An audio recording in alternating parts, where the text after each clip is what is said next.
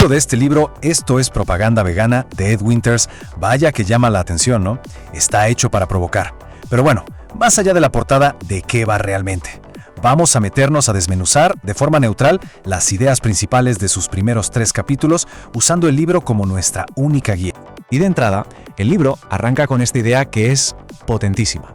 Nos dice que lo que ponemos en el plato no es una decisión que se queda ahí, en la mesa. No, para nada.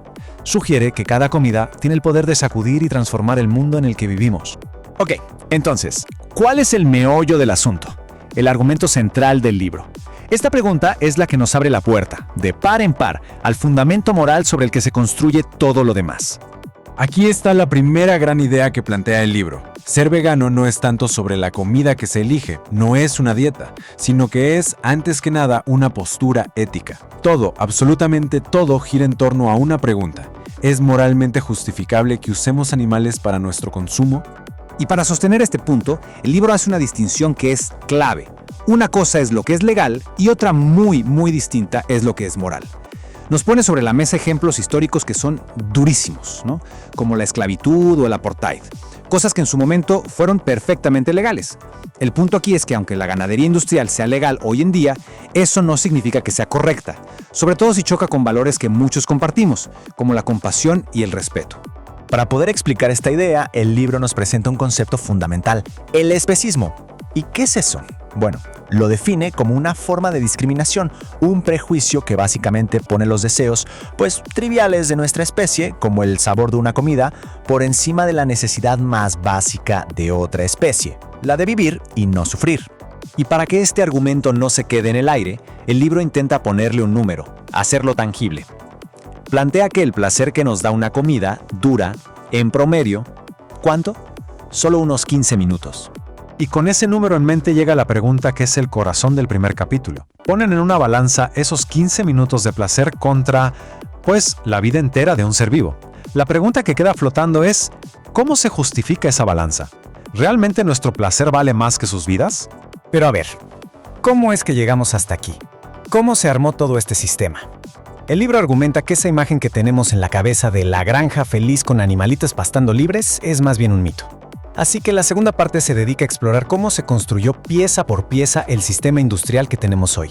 Y esta línea de tiempo nos cuenta esa historia. No fue algo que pasó de la noche a la mañana, fue una cadenita de cambios, uno tras otro. Empezó con la domesticación hace miles de años, luego vino la cría selectiva para hacer a los animales más productivos, y el gran salto fue después de la Segunda Guerra Mundial, con la industrialización masiva, los antibióticos, las vacunas, todo lo que sentó las bases para el sistema que conocemos hoy.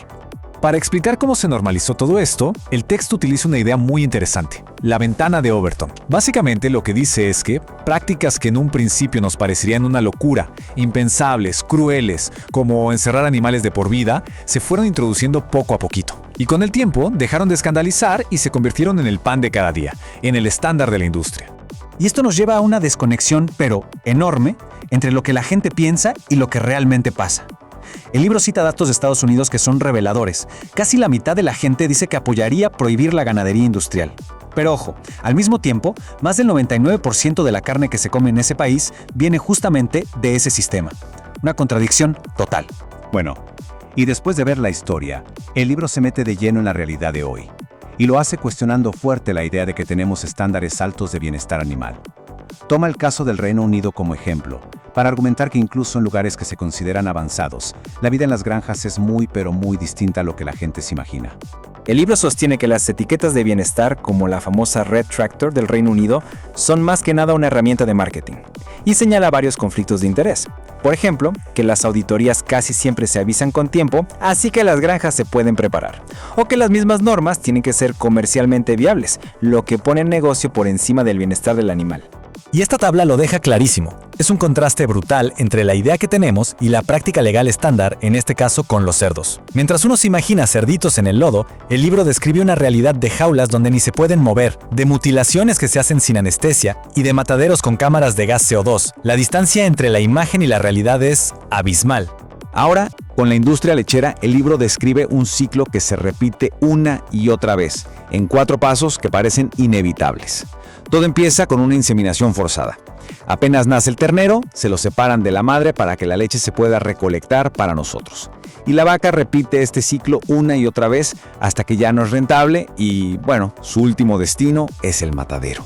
Y una de las consecuencias más directas y crudas de este ciclo, según el libro, es lo que pasa con los terneros machos. Como ellos no dan leche y no son de la raza ideal para carne, pues se les considera un desecho, un subproducto sin valor. La cifra que da para el Reino Unido es tremenda. Hasta 95,000 son sacrificados al poco tiempo de nacer, cada año.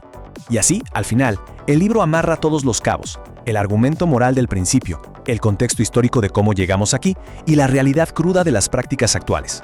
Todo esto para llevarnos a un último cuestionamiento, un desafío final. Y esta cita la verdad resume de forma muy potente la idea central del libro, sobre nuestra propia inconsistencia. Dice: ¿no es extraño que llamemos maltratadores de animales a quienes matan perros, normales a quienes matan cerdos y extremistas a quienes no matan a ninguno? Pone el dedo en la llaga de por qué nuestra compasión es tan selectiva. Y con esto cerramos.